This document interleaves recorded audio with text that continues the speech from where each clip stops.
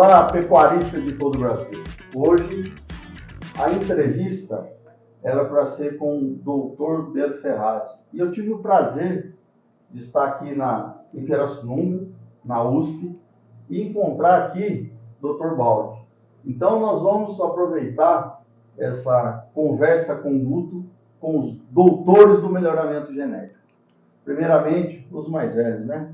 Doutor Bento Ferraz, gostaria que você se apresentasse para todo o Brasil, para todos os pecuaristas, né? A sua formação acadêmica e onde está hoje, né? Chegou ontem, né? Cheguei de noite, ó. Então vamos lá.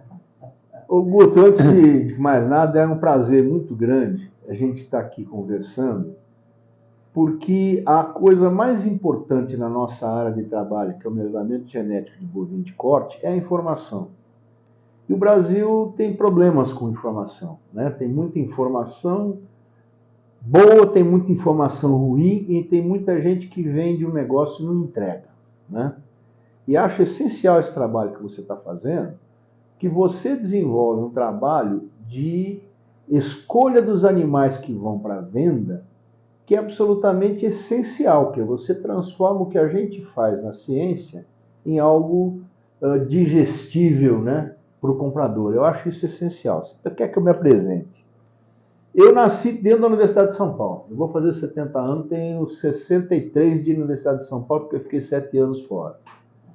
E nasci porque meu pai foi um dos fundadores da medicina de Ribeirão, né? E sou médico veterinário formado em São Paulo. Voltei para Ribeirão Preto, por acaso, para fazer mestrado e doutorado, numa época em que a Faculdade de Medicina de Ribeirão Preto se tornou uma grande referência no melhoramento brasileiro. Existia melhoramento brasileiro um pouquinho na Exalc, um pouquinho em Viçosa e Belo Horizonte, e Ribeirão veio com muita força e formou hoje que a grande parte dos melhoristas brasileiros ou são formados no grupo de Ribeirão ou são filhotes de Ribeirão. Até o próprio Baldi é filhote de Ribeirão, né? E eu tive o prazer, acho que a minha tese foi a 8ª de melhoramento, né? Então eu sou antigo mesmo, tá? E acho isso muito bacana, porque eu fui professor em Jabuticabal um tempo, 4 anos quase, depois fui para a iniciativa privada, virei diretor de frigorífico e de fábrica de ração, aprendi muito. E ao voltar para a universidade, em vez de ir para Jabuticabal, eu acabei vindo para a USP aqui em Pirassununga. Isso aqui era um campus bastante abandonado e a gente criou o que você tem hoje, o maior campus da USP. Nós começamos com 77 alunos, hoje são mais de 2.000. Nossa. Tá? Eu tive o prazer e a honra de ser diretor aqui. E eu tive muita sorte na vida. Eu era melhorista de suínos. E cheguei aqui, quis sair para fazer um pós-doutorado nos Estados Unidos, fiquei lá 2 anos trabalhando com isso. E tem gente que nasceu meio palu, né? E eu bati para levantar, para fazer xixi, minha perna batia na perna do cara do lado que estava desenvolvendo um programa que se tornou referência mundial de avaliação genética. Quando a gente voltou dos Estados Unidos, bom, ele escrevia o programa, eu testava, ele escrevia, eu testava. Então, o primeiro manual foi em português, né? Tem até cópia do manual em português aí, e eu que escrevi. E quando eu cheguei dos Estados Unidos, logo em seguida, o professor Joani, que foi meu parceiro durante 34 anos aqui, se aposentou ano passado, a gente começou a trabalhar, não tinha computador, não tinha nada, né? A gente trabalhava em Ribeirão, junto com o Raizildo, que era que botou a gente nessa história. E aí, um dia chega aqui o seu Purgli, ex-presidente da CFM, dizendo o seguinte: olha, nós temos um programa de cruzamento que a gente não sabe mexer muito com esse programa. E nós estamos estruturando um novo programa de cruzamento, junto com o Lee Litman, da Litman Cattle Company, e vai ser um programa grande. E nós chegamos lá em Nebraska com o professor Van Vleck, cuja foto está na minha porta ali, pedindo para ele fazer a avaliação. Ele falou: não vou fazer não, tem 2 brasileiros que trabalham juntos que sabem fazer tanto quanto eu. E o seu Pug falou: vocês topam fazer? Eu falei: seu Pug, a gente topa, nós não temos equipamento. Ele importou o primeiro Pentium com 128K de memória da USP. E uma impressora jato de tinta. Isso não existia, cara. Eles funcionaram até outro dia. Esse equipamento, nem sei, um deles, acho que o pente está por aí em algum lugar. Tá? E a gente começou a ter capacidade de trabalho. Isso foi em 1994, vai fazer 30 anos agora. E o seu Purga, para testar a gente, pediu para a gente fazer uma avaliação genética do Nelore antes do Montana. Montana é esse programa de cruzamento. Nós fizemos, ele gostou tanto que ele acabou mudando a consultoria que ele tinha de avaliação para a gente em 1994. E de novo a sorte veio com a gente, né? A CFM começando com desafio de precocinho, tá? Começando com Montana. Só assim, ligando a precocinha, hoje eu falei com o Fabiano Araújo mais cedo, vai sair também uma entrevista. Ele citou no primeiro trabalho de precocinha da CFM. Então, hoje em dia, a coisa é tão... Genética é um negócio que funciona tão bem, para quem faz com seriedade, e aí eu tenho que voltar a elogiar o seu trabalho, que você faz um trabalho muito sério em cima dos números. Você traz o conhecimento que você tem de pecuária e de experiência de visualização, interpreta nos números e você escolhe os animais. Esse trabalho eu sempre elogiei você. Quando você está em leilão, eu não estou, eu mando um abraço para você e tal. A genética funciona tão bem que esse ano, por exemplo, a CFM, que hoje tem 88% das suas vacas com genética de precocidade, emprenhou 69% com uma IATF. E um cliente no qual eu trabalho há 25 anos usando genética de precocidade emprenhou 68% com touro, sem hormônio. Desafio dos 14 aos 16 meses. Então a genética funciona. Tá? No entanto, o Brasil tem problemas, como sempre, né? Tem espertalhões para todo lado do Brasil. E para mim o principal inimigo da pecuária brasileira hoje é a superalimentação do gado. Não que esteja errado, porque não está. Só que o sujeito seleciona num sistema de produção que não é o sistema que o seu cliente vai usar. Então, o que acontece? Ele compra um touro espetacular, com 26 meses, 800 quilos, 40 de período escrotal. Esse touro chega na fazenda, alguns chegam a morrer, porque eles não sabem comer capim. Eles não sabem correr atrás de vaca. Eles não têm aprumo suficiente para correr atrás de vaca. Então, esse para mim é o principal problema do Brasil hoje. Né? E eu falo isso para todo mundo. Né? Nós estamos aqui com a felicidade de estar com o Fernando Baldi aqui. Ele já vai falar, então nós vamos aproveitando esse gancho, nós trocamos uma ideia há um tempo atrás, que eu te liguei, porque a DBO quis gravar uma matéria comigo falando o que eu achava da venda de bezerros, né, aos 14 meses de idade. Você lembra? Nós discutimos um pouquinho isso aí. Falei, eu sou a favor, desde que ele cumpra, né, as suas mensurações dentro do seu grupo contemporâneo, até os 14 meses, passe o ultrassom, se ele está pronto, fez andrológico, tem que ser precoce, está tudo certo. Então, ele está pronto a ser vendido. O único problema que tem nisso, eu concordo 200% com você, é que o animal muda muito dos 14 aos 24 meses. Muito. É verdade. A curva de crescimento do animal muda demais. É que nem gente, né? Um molequinho de 14 anos, com 16 anos ele virou homem, mas no 14 ele não é homem, não. Né? Há uma mulher de 14 anos, tem umas que são, né? Tem uma neta de 15 que é um mulherão. Mas tem menina de 14 anos que tem os dois gambitinhos, as perninhas finas e tal, de repente, dali 2 anos é outra coisa. Então, o risco é maior. De qualquer forma, eu acho que o melhoramento é uma coisa extremamente... deveria ser muito simples. Eu tenho um meio herói, que é muito amigo meu, que hoje também trabalha na NCP, o Zé Aurélio Garcia Bergman. O Zé fala o seguinte: simplifica, não complica. Eu vou falar com ele também. Faz um treco simples que o sujeito entenda. Não inventa 20, 25 tipos de DEPs e índices que você só está causando confusão na cabeça do pessoal. Né? A CFM, que eu trabalho já vai fazer 30 anos, graças a Deus, deve estar funcionando, né? Porque estamos segurando até hoje, tá? Eles têm um negócio, são 4 características, que agora passaram para 6, porque 2 delas nós dividimos em 2. Que é crescimento, fertilidade, tchau, e musculosidade, que é o que o nosso cliente quer. Então eu aprendi muito com a CFM, aprendi muito com o Montana, e eu não conheço nenhum geneticista de mais de 40 anos o Baldi já passou dessa fase crítica, que não seja louco. Nenhum, conheço nenhum, tá? Porque eles se concentram tanto. Nós estamos aqui na minha sala, mas tem dois, tem um computador, mais 6 servidores do lado de lá e tal. A gente entra num outro mundo e esquece que tem um bicho por trás disso. E você vai lá e resgata esse conhecimento. É isso que eu acho. Hoje eu já falei 2 vezes com o Lourenço do Central. 2 vezes, tá? Esse conhecimento é essencial. E eu, quando já estava bastante louco, eu falei, peraí, eu preciso voltar um pouco, botar o pé no curral. E eu vou pro curral. Eu dou treinamento, eu vou para o curral, eu vou lá aprender e eu vou lá escutar. Porque se eu não escutar quais são os problemas que o meio tem, eu não sei o que eu estou fazendo. Eu falei que eu fui professor 4 anos em Jabuticabal, o Fernando nem tinha chegado no Brasil ainda. Eu deixei de ser professor porque eu tinha sido professor homenageado já.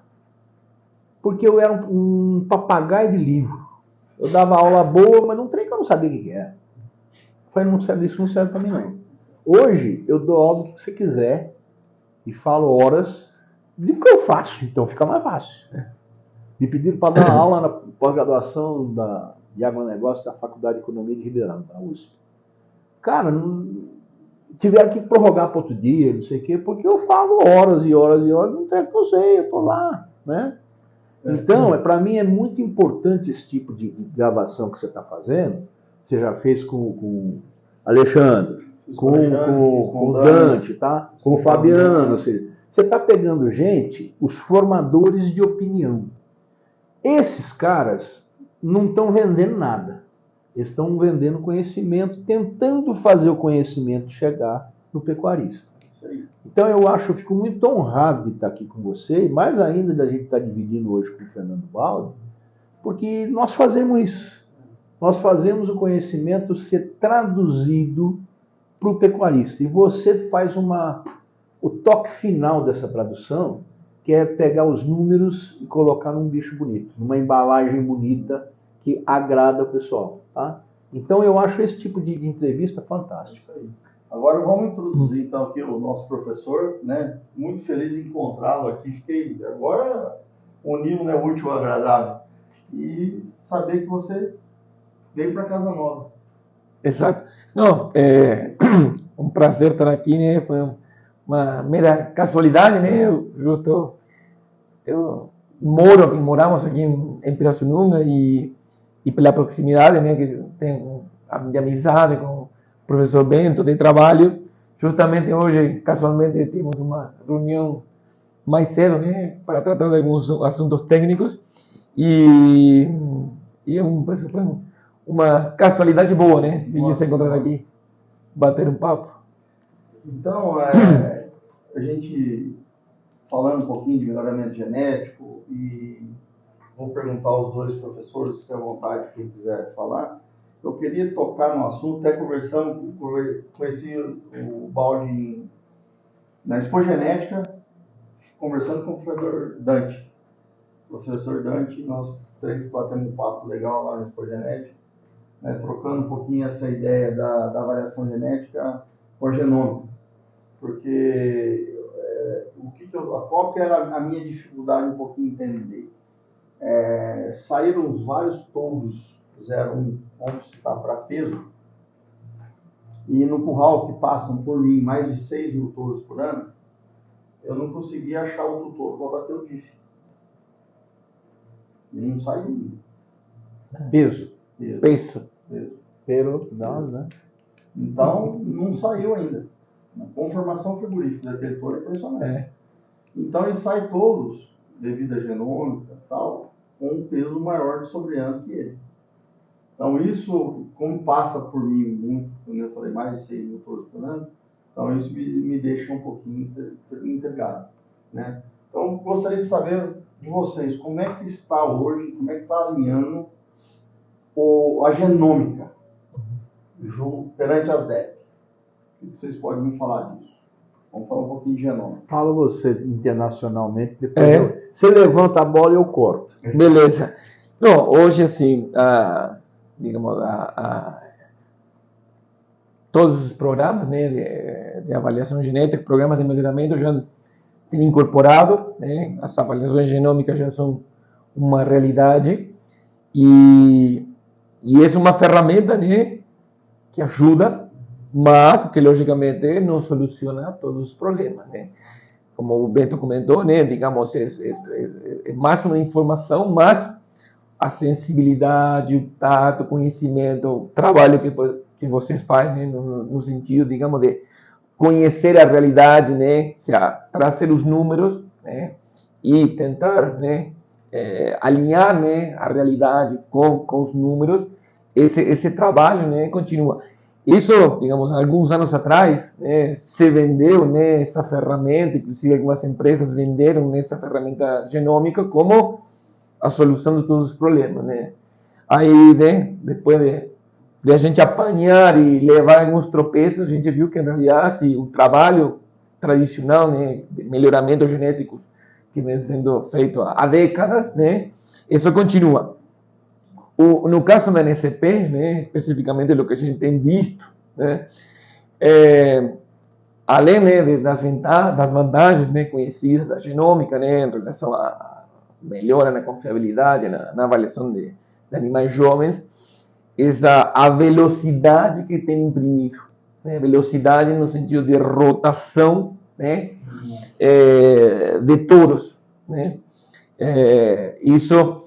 No caso, por exemplo, vamos trazer gado de leite, né, Estados Unidos, Canadá, a grande vantagem, o grande impacto, né, que causa a genômica é você poder selecionar um animal mais jovem, né? Então, você mais rapidamente, né, incorpora, né, essa genética melhoradora, né, porque partindo da base que em um rebanho, né, safra tras safra, né, desde que seja feito um trabalho correto, né, de mensuração, avaliação, seleção, a cada safra, né, você tem uma maior proporção, né, de animais melhor classificados dentro da avaliação. E a genômica, digamos, ajuda a identificar esses animais. Mas, por outro lado, né, que isso tem sido, né, muitas vezes uma questão de reclamação, né, que logicamente isso vai com que mais rapidamente, né, os animais das safras anteriores caiam dentro, né? Mas eu acho assim que hoje, digamos, não apenas a genômica, sino, caso, como o Bento comentou, das outras biotecnologias reprodutivas, né, IATF, FIV, são importantes, mas eu acho que assim que o tato, né, o conhecimento do técnico, do criador, do vendedor de touros, né, do consultor, digamos, processa todas essas informações e tenta alinhar, né, a demanda de genética com a oferta, né, de animais. Eu acho que isso aí, esse conhecimento, digamos, essa sensibilidade, né, de informação é fundamental. Bom, é o que você faz, eu falei, você levanta e eu corto, né? Isso. Diz que tem muita fama de ser chutador de balde, né? Eu gostei dessa fama e vou continuar chutando balde. Quando começou a parte de genômica de bovino de corte, a empresa que estava desenvolvendo isso no mundo veio para a gente pedir para validar os marcadores moleculares no Nelore. Nós fizemos esse trabalho em 2004, 5, 6, 7. Nós começamos com isso. Vou pensar o seguinte, é pena que a gente está no vidro aqui, né? Isso aqui, nossa, a minha lousa, a gente trabalha aqui direto com esse negócio. Mas o que condiciona o desempenho do animal, tem um monte de coisas que a gente reúne no negócio chamado ambiente. Nutrição, saúde, instalação, mão de obra, treinamento, blá, blá, blá, blá, blá, blá. E a genética. Cerca de 70% a 80% do desempenho do animal é meio ambiente, 20% é genética, com uma diferença muito grande. O ambiente, quando você erra a mão ou cessa o efeito em qualquer coisa, o rebanho é saudável, entrou uma doença, acabou o rebanho. O rebanho é bom, pegou fogo no pasto, se você não tiver uma alternativa, acabou o desempenho do animal. A saúde, o mão de obra, trocou o peão toma uma cachaça de fim de semana, não sei o quê, começa a ter sérios problemas. A genética não. Por que não? Porque você segura uma parte do material genético para reposição nas fêmeas. Então ficou. Então o que está acontecendo? Muitos animais foram genotipados e tiveram um ambiente absolutamente perfeito. Quando chega na vida real, esse negócio não funciona do jeito que está previsto. Isso é um problema muito sério. Genotipar no Canadá, Estados Unidos, gado de leite e na Europa é uma coisa. É padrãozinho. Criar boi fazendo com feno de alfafa é show de bola. Desse tamaninho, tá? Rebanho médio na Holanda é 25 vacas. Tá? O cara, ele escova o dentro da vaca. Até os de cima ele escova, tá? Quando não tem, né? Então, isso é uma coisa. Agora, o Brasil é um universo gigante. O que esse país tem de bioma, de fertilidade de solo, de pastagem, de qualidade de pasto, assim, quase que fala. No Brasil, 70% das pastagens estão degradadas, os outros 30% já eram. Né? Você não tem pasto que preste. Você anda daqui em Campo Grande, que você vai direto para lá, você não precisa levar contador de boi não para ver quantos fazendas estão prontos para a chuva chegar. É na mão. Opa, daqui 2 quilômetros, 10 quilômetros, outra, daqui 200 quilômetros, outra é tudo rapado, não tem o que brotar. Então é muito complicado você dizer, olha, ninguém bateu o DIF no peso. No peso ele é top, tem outras coisas que ele não é top de nada, né? Não é. Então, a sabedoria do trabalho é o cara saber o que o cliente quer. Precisa. Eu tenho um trabalho, os últimos 5, 6 anos eu virei comentarista de leilão, né? A gente já chegou a trabalhar juntos. É o teco mais pesado que tem, porque eu tenho que estudar 650 touros que vão vender naquele dia e falar de um por um. A razão de 55 segundos por touro vendido. E eu falo, com os meus comentários, tá? Então é muito pesado. Mas é um negócio que... E ali eu passo uma semana antes à disposição do cliente, que vem o cara e fala, doutor, o negócio é o seguinte, eu estou no Pantanal. Eu quero touro bom de efeito materno, mas não quero que a vaca dê muito leite. Porque vai faltar pasto na época e eu vou me lascar com a vaca. Então eu tenho que achar uma vaca que se tenha aptidão materna, pesa desmama, mas não pode ser boa de leite. Uma vez teve um sujeito que comprou 150 touros, 4 anos depois voltou para comprar mais 150. Ligou, falou, eu quero que você escolha para mim touro para peso, como é que é a história? Perímetro escrotal, peso sobre ano, eu quero bicho bravo.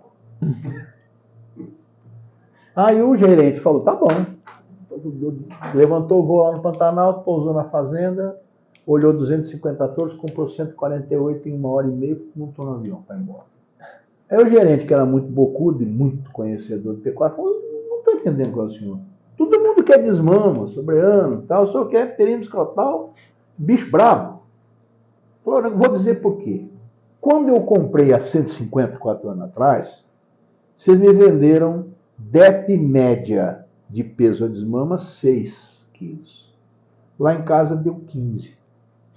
Então o que é 0, por 6 é 9 para mim. Você só vende positivo, tá bom. Eu quero peso ao sobreano, quero perímetro escrotal, porque dizem que tem relação com fertilidade, o que é mais ou menos.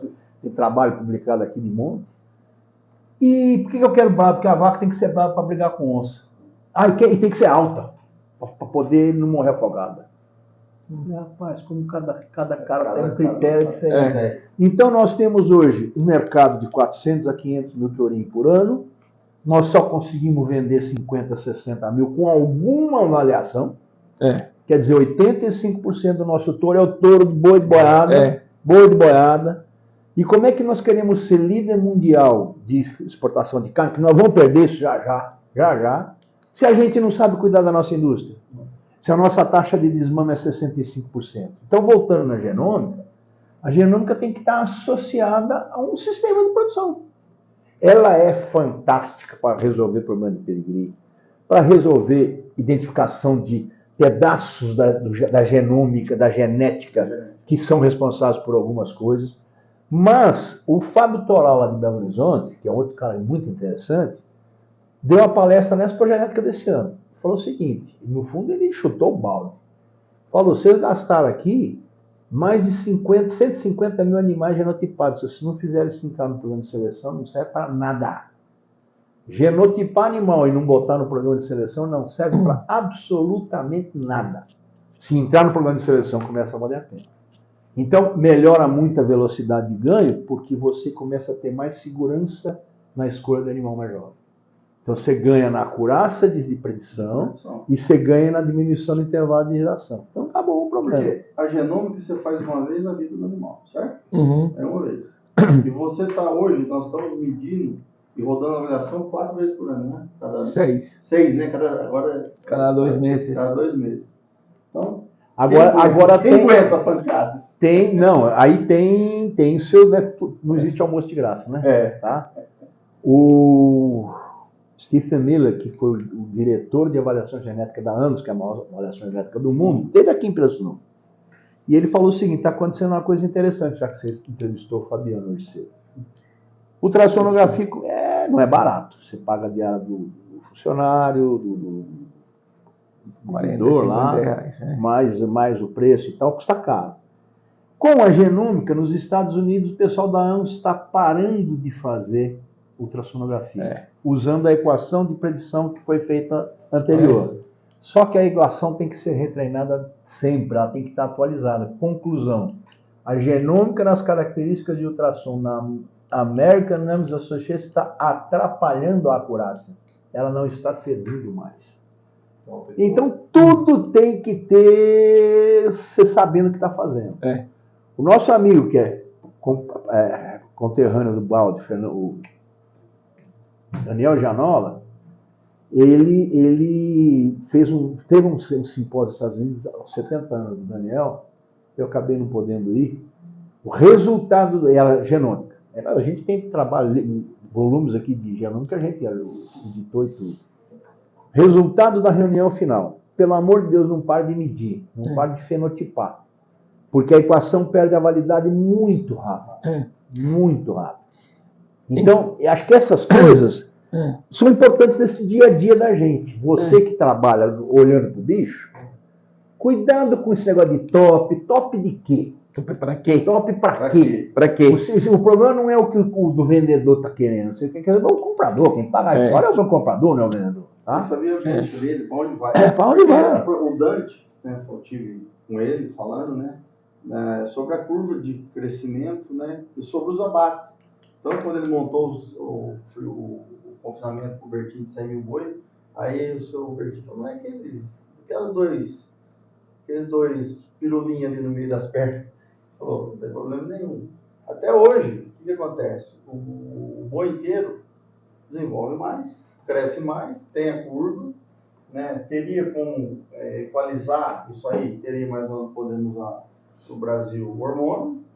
O frigorífico não paga pela qualidade da carne de caça do boi capão, então se vai se matar o boi inteiro. Então não tem o que fazer. Então, por isso que eu falo, o ultrassom ainda é uma ferramenta ainda muito importante para a gente, para a deposição de gordura. Temos que continuar selecionando animais para isso, porque senão não sei onde é que nós vamos parar, não sei como é que nós vamos fazer, na verdade, né? Porque ele falou, nutrição tem como chegar, mas é proibido.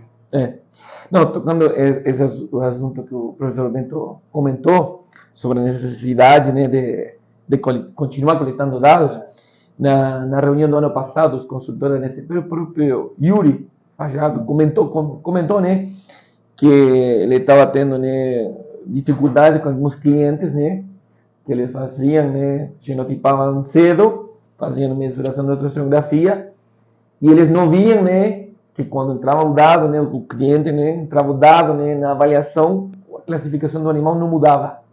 E isso, como o professor Bento comentou, desestimula. Aí, para isso, fizemos um trabalho, né, de pesquisa, que é o que fizemos? Fomos sequencialmente eliminando dados. Tá? Ou seja, simulando uma situação prática, onde parei de medir em 2021, parei de medir em 2020, e assim sequencialmente. A curva de acurácia ou de confiabilidade genômica cai assim, linearmente. Então, a genômica, né, ajuda, como o Bento comentou, sobretudo no caso de gado comercial, né, vacada comercial não tem informação de pedigree, você consegue genotipar e rapidamente essa vaca, né, esse animal é linkado com a base. Dado comercial é uma ferramenta fantástica. Agora, a coleta, né, de informações, peso, perímetro, dados de fertilidade, é fundamental para continuar calibrando e que essa genômica continue sendo confiável. E além da questão de você mesurar e controlar, né, verificar se aquele resultado que você esperava, se realmente está batendo. Então, acho que isso é uma questão até de validação, né, e de monitoramento do que está fazendo. O Fernando tocou no assunto essencial para uma conversa nossa: medir. Ninguém administra o que não mede. Pronto, tá? Eu acho que isso é uma coisa extremamente importante. Todas as tecnologias têm seus prós e seus contras. A gente começou conversando sobre a necessidade de informação, que é isso que você está fazendo hoje. Tem um evento que eu gosto muito, que estava previsto para 2.000 pessoas, que foi em setembro em Campo Grande, que é o Repronutri, que junta a turma de reprodução e junta a turma de nutrição. Foi muito bom, não deu as 2.000 pessoas, foi para 1.600 e tal. E lá o menino de Campo Grande, lá da Embrapa, o Gilberto apresentou um negócio muito interessante. No Gene Plus se faz pouco a avaliação por ultrassom, mas faz CPM. A relação existente entre precocidade por CPM com fertilidade, com precocidade sexual, é igualzinha de espessura de gordura na picanha com fertilidade. Igualzinho. A CFM parou de fazer, eu fiz uns 12.000 ultrassons na CFM e nós paramos. Mas a gente faz o CPM e a Atleco funciona muito bem. Então, existem ferramentas. O que é importante é a gente saber interpretar aquilo que a gente estava falando. Eu quero da minha fazenda touro 0,1 para quê, meu irmão? O 0,1 que está no sumário, aquele índice pode não servir para você. O importante é o que você quer. Eu tenho um outro amigo que me ligou outro dia. 0,1 lá, ele falou, daqui 60 dias pode ser. Pô, não é mais, Pode ser 2, 3. E outra, se ele for 0,1 no coxo, ele lá em casa não vai ser. Esse meu amor ligou para mim no último leilão do CFM. Falou, Zé, eu não ia comprar touro não, mas eu resolvi comprar. Eu quero touro para fazer bezerro.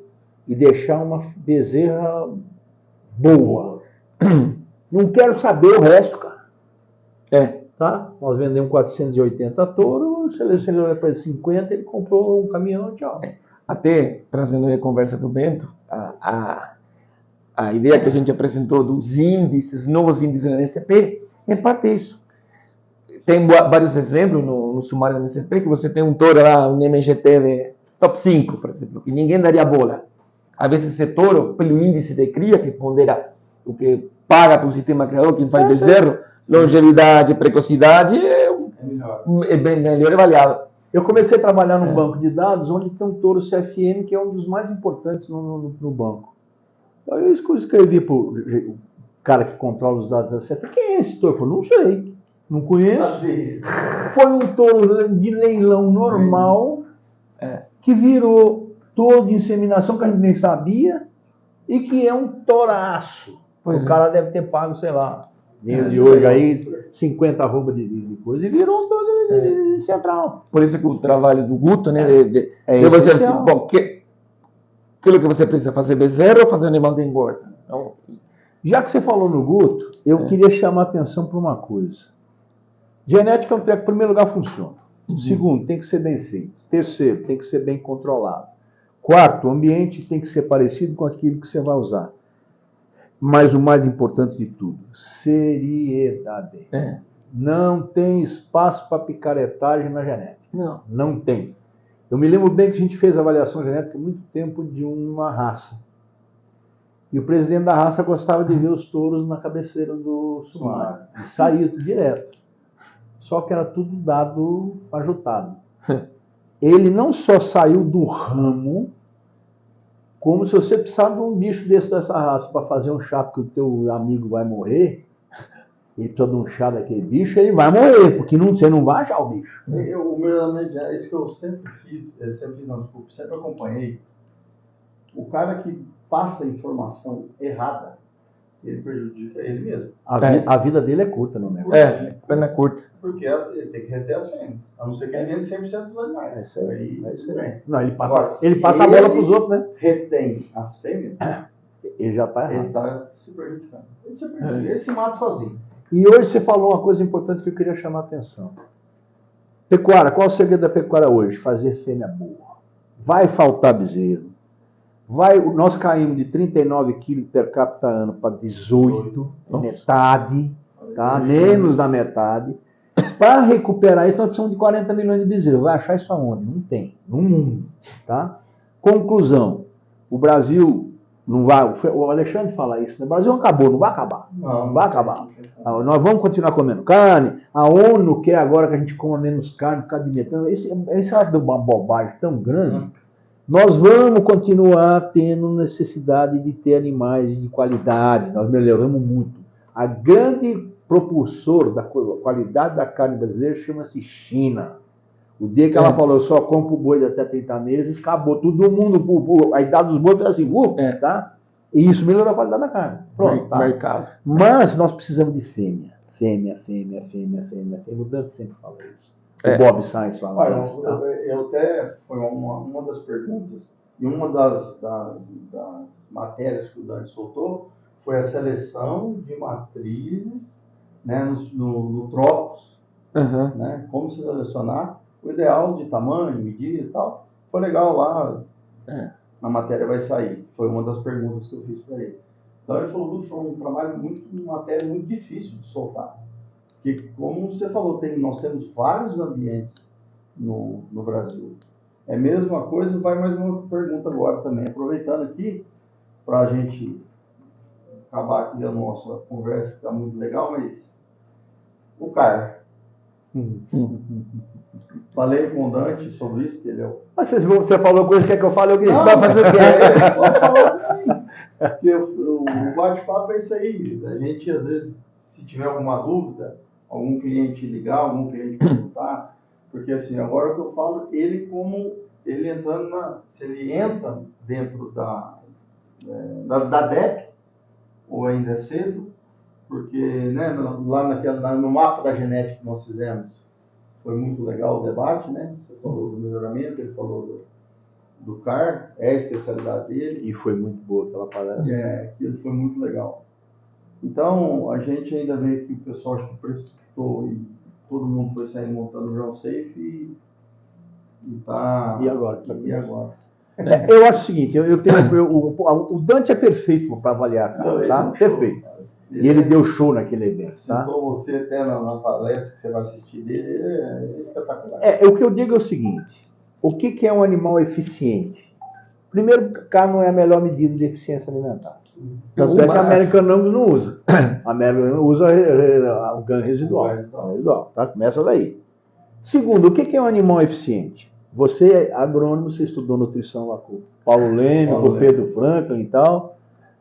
É 2,25 vezes energeticamente mais caro botar gordura do que botar carne, músculo. Músculo é feito de água, principalmente, gordura não. Gordura é energia mesmo, é reserva energética. Então, o que é um animal eficiente? É um animal que deposita menos gordura. Beleza, muito bom. Qual a implicação disso? Primeiro, as filhas vão ter menos gordura e vão ter problema de fertilidade. Segundo lugar, as carcaças podem não ter a cobertura de gordura necessária por o sistema de resfriamento do Brasil. Então, é interessante ter animal. Aí tem sempre, mas tem um touro aqui que é ótimo, tem gordura e é eficiente. Beleza, um ou outro sempre escapa mesmo. Sempre escapa, tá? Tem um touro que foi líder de sumário, que eu falava muito com o Tadeuzinho, que faleceu ano passado, esse ano, tá? Que era muito amigo meu. Eu falei, Tadeu, eu não uso esse touro de jeito nenhum. Ele falou, por que não? Ele é líder de sumário. Eu falei, eu não uso porque as filhas dele não vão ser precoces e pior que isso, comprimir para elas não vão emprenhar. Tá? Agora o professor Pietro Barucelli, que é outro que você tem que conversar, está fazendo um belíssimo experimento, grande com novilhas, e falou, Bento, aquilo que você falou está acontecendo. Primir para não estar emprenhando, e as precocinhas dele não são iguais às outras. O problema que eu vejo no touro, vamos falar do 0,1, porque o 0,1, porque o peso de ano sobre ano soma muito dentro do índice, desse índice. né? Então, o que acontece? As vacas grandes, automaticamente elas saem da mesmo sendo carne negativa. Você tocou no assunto que a gente esqueceu de falar, Mas explorar, que é o FIV. Tem muita gente intensificando para valer FIV. Isso é um risco, porque diminui variabilidade genética. E o FIV, você precisa saber escolher a vaca e o touro que vai botar em cima dela. Tem gente usando 1646 para fazer FIV e hoje ainda parou 1646. Tem quanto? 40 anos de idade? Ou não, ou tem outro Zefec. Tem todo filho de Zefec no mercado, cara. Ele foi um touraço. O 16 foi um touraço, mas não é mais. Eu estava falando os pilares, né? 16, Quark, Backup e Rambo. Então, assim, esses touros estavam puxando muito matriz de parentesco na avaliação. Mas é isso aí, é exatamente isso. Não, então, demais, nós precisamos saber que melhoramento, você tocou bem no assunto, está mudando todo dia. A genética está evoluindo todo dia, tá? Com a genômica está evoluindo mais rápido. Nós temos que manter variabilidade e temos que saber interpretar esse negócio. Esse treco de índice atrapalhou muito o Brasil. Porque o índice, nós sentamos lá e fazemos o índice lá, nós sentamos na mesa de cerveja e fazemos o índice, que é assim que funciona, tá? E tem o Alexandre que defende o índice bioeconômico lá da INCP. Eu falei, Alexandre, esse índice está errado. Como é que está errado? Os dados, como é que chama lá? A contabilidade mostram isso. Eu falei, tá, todo índice que põe stability com mais de 20% está errado. Por quê? Porque você está jogando novilha top fora para segurar a vaca velha. E a novilha jovem, ela é melhor que a vaca velha. Mas minha vaca está com 12 anos, dá um bezerro todo ano. A novilha vai fazer melhor. As precocinhas, a gente fez vários estudos aqui, elas produzem em média 0,7 bezerros a mais na vida. Só isso aí acabou a conversa. Acabou a conversa, tá? Então a gente precisa usar o conhecimento técnico, a evolução das tecnologias e mais o que você vê do bicho e lembrar que o meio ambiente do seu comprador pode ser diferente. Mas, voltando à questão do CAR, assim, os dados de pesquisa que a gente tem, ao menos com os dados da NSP, e algumas publicações mostram que, de fato, né, existe, né, um certo antagonismo entre tudo que esse CAR, que, como o Bento comentou, né, não é essa única medida de eficiência, porque, agora, por outro lado, já tem um trabalho que estamos fazendo junto com o Roberto Sainz, com dados da Machina, que a partir das medidas de consumo, né, o Roberto calculou a energia de manutenção, ou seja, o gasto de energia. E realmente os animais que são CAR negativo, né, ou seja, que precisam comer menos do esperado, têm menor energia de gasto calórico. Mas, por sua vez, são animais que têm maior longevidade. Isso foi... Por quê? Porque uma vaca que precisa comer menos... Agora, aí é o que voltamos no início da conversa. Tem várias informações, temos precocidade, ou seja, eficiência, consumo é importante, sim, mas fertilidade e reprodução continuam sendo importantes. E aí a necessidade de balancear, né? Ou seja, a maioria, ou seja, você não vai encontrar, digamos, uma característica, por isso que é perigoso, né? Trabalhar com as modas, os modismos, marmoreio, eficiência. Agora, o CAR, que eu falei assim, é uma característica interessante para a vaca adulta. Ou seja, você tem um rebanho que é mais eficiente energeticamente. Agora, você compra o problema da questão da puberdade precoce, do acabamento, mas pensando para quem faz cria. Eu digo uma coisa, né? Já acabando de chutar o balde aí. O pecuarista tem um problema muito sério, que é a fertilidade auditiva. Ele emprenha pelo ouvido. Tá? Você, do jeito que calcula a eficiência metabólica, tá? O peso metabólico do animal é baseado nos estudos dos Estados Unidos. O peso lá, não sei o que, elevado a 0,75. Só que aquilo é Bos Taurus. É holandês, principalmente. Tá? Não é zebu, é outra subespécie. Tá errado para começar a conversa. Para começar a conversa. A gente fala isso. Sim, veja bem, mais uma coisa. Você formou em quando? 1990? Sim. Eu formei 20 anos antes de você. Tá? Na minha época, a vaca era girada. Era a vaca pintada e avermelhada. Em pouco mais de 35 anos, desapareceu vaca girada na pecuária de corte. É tudo branca. Por quê, hein? Porque a Nelore é mais eficiente, como mãe, como tudo. E nós estamos usando as equações americanas até hoje para o holandês ou Angus. Espera aí. A carpa, há 30 anos, já se usava, ele sempre falou, 100% genética carpa, 100% Nelore. Porque as receptoras eram Nelore. Exatamente. Não, e nós temos mil exemplos. Nós temos vários exemplos fantásticos. A Capa é um, o William Cury da Jandai é outro. Tal, assim. Nós temos um monte de exemplo bom. E é gente que sabe que o importante é o cliente. O cara que vai comprar, ele tem que ter resultado. Ele paga pelo adepto, pelo índice, pelo diabo que for, mas ele quer ver esse resultado dentro de casa. Senão não volta lá, ué. Senão não volta lá. Não volta. Só isso, tá? Então eu dou parabéns para você, Guto, por esse tipo de informação. Eu estou agora, né? Eu não estou aqui no Brasil, né? Eu só vim por causa do Natal, né? Eu estou em Portugal. Você pegou total no rabo, tá? Eu estou lá trabalhando com o Luiz Gama, né? Até acabou de sair o livro dele, que é um livro maravilhoso em português do Brasil, tá? Porque o português de Portugal é bem diferente. A vantagem desse livro é que qualquer bom criador lê isso aqui é gostoso o livro. É muito gostoso. E isso está faltando. Onde nós vamos achar esse livro? Esse livro na Fundação de Ribeirão Preto, mas está para quanto é canto aí, pessoal? Fundação de Ribeirão Preto. Fundação de como é que chama isso aqui? Fundação de Pesquisa Científica de Ribeirão Preto. Isso. Tá? E esse livro é maravilhoso. Tá? A SBMA recebeu, o Exalc recebeu, tá por tudo quanto. Por que era interessante? Porque informação é importante. Vamos parar de emprenhar pela conversa fiada. Vamos começar a analisar tecnicamente. Eu digo que o melhor empresário que existe é o padeiro. Ele pode ser analfabeto. Só que ele sabe que tem que fazer o pão na temperatura certa, na qualidade certa, na hora certa, na quantidade certa. Qualquer uma dessas que ele errar, ele dura uma semana. Esse sabe trabalhar. Esse sabe fazer conta pensando no cliente. É isso que vai ter que acontecer. Isso até é ruim de falar, mas tem uma padaria que tem um posto de gasolina.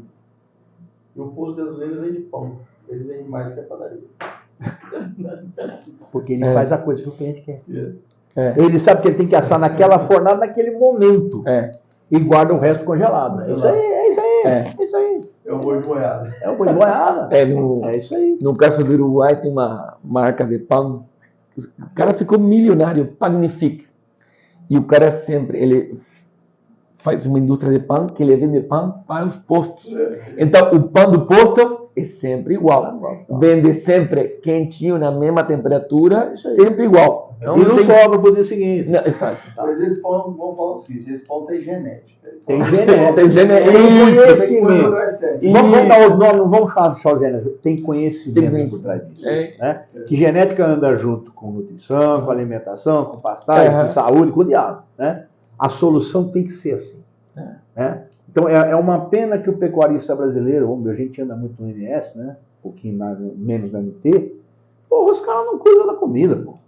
E eu sou o meu herói da minha vida, chama-se Fernando Penteado Cardoso, que morreu uma semana antes de fazer 107 anos. E no aniversário de 106 eu mandei um e-mail para ele e ele respondeu: quem está escrevendo essa mensagem não sou eu que não estou enxergando, é minha filha. Mas eu estou copiando o Eduardo porque eu quero que ele traga você de novo aqui na fazenda para a gente passar a tarde conversando sobre pecuária. E ele falava: eu conheci ele. Você quer conversar sobre pecuária, resolve o problema da comida. Depois você vem falar comigo. Eles são geniais. Pronto. Ele é bom gênio. Ele é um gênio. Dr. Gabriel Andrade. Esse Dr. Gabriel recebeu um prêmio da SBMA aqui em Pirassununga. Eu tive o prazer de conhecer muitos coisas. Acho que os antigos da pecuária, eu tive o prazer de trabalhar com todos eles. Todos. E até hoje, né, eu tive lá, segunda-feira, fui almoçar com o seu José Luiz Neymar. Que é Dos outra. antigos, é o único que virou a chavinha. É verdade. Virou e se adaptou aos novos tempos. Eu gosto demais cheguei dele. lá e falei, peraí, vamos acasalar essas militares, você sair daqui.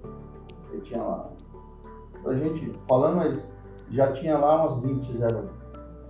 Então, não é por ser 01, eu falo que foi o único que Ele virou soube a chavinha. ele soube E se assim, adaptar. se né? é 01, se ele não gostar do biotipo, ele descarta. Fala, puta, não quero, pô, vou matar. Falei, isso foi pra sério. Ó, essa top 5 você não põe a mão. Ele já fala pra mim. Se eu ver mais essa, eu não sei, então a gente entender. Então, mas essa eu não tive. Então, ele Ele sabe o que está fazendo. Né? sabe. Ele é uma pessoa maravilhosa que eu adoro. Então, gente, fiquei satisfeito, muito feliz de poder encontrar você aqui. Você está aí de casa nova. Muito obrigado por me atender. Ele ainda não está de casa nova, não. Um dia nós vamos trazer ele para cá. Ele tem mulher e filha aqui. Ele mora aqui, ele está ligado a Jabuticabal. Mas um dia nós vamos trazer ele para cá. Né? Tá? Se Deus quiser. Tá. Bom, economizei gasolina, não precisei ter Jabuticabal, gente. Então, para mim foi sensacional. Prazer, viu? Muito obrigado. Doutor, muito obrigado. Foi um grande prazer. Show de bola. Muito obrigado pela oportunidade.